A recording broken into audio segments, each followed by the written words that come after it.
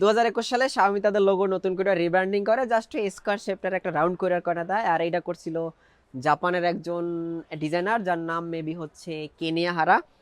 আর উনি এর জন্য চার্জ করছিল $3 লক্ষ।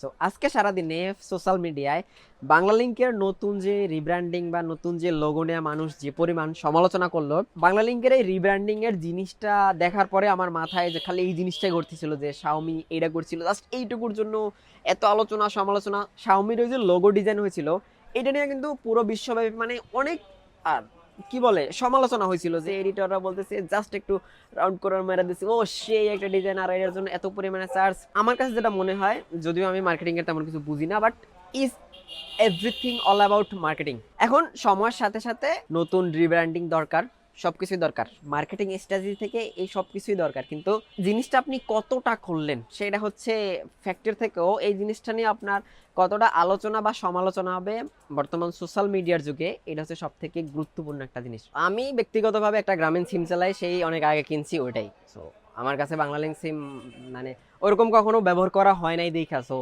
মানে ব্যাপারটা হচ্ছে কি, আপনার ব্র্যান্ডিং করতে হলে মার্কেটিং করতে হলে আপনার করতেই হবে, টার্গেট করতে হবে। এই যে মানুষজন বাংলালিংক সিম ইউজ করুক বা না করুক, বাট তাদের একটা কিন্তু বড়সড় মার্কেটিং হয়ে গেল। আর বর্তমান সময়ে এইটাই হলো সব থেকে বড় একটা মার্কেটিং। কি যেন একটা নাম বলে এইটাকে, আমি ভুলে গেছি, যেখানে হচ্ছে মানুষ আলোচনার থেকে সমালোচনা বেশি করবে। আজকে সারাদিন সোশ্যাল মিডিয়া এগুলো দেখার পরে আমার মাথায় খালি ওই শাওমির জিনিসটাই ঘুরতেছিল। এই জন্যই হচ্ছে আপনাদের কাছে জাস্ট ছোট্ট করে জিনিসটা শেয়ার করা।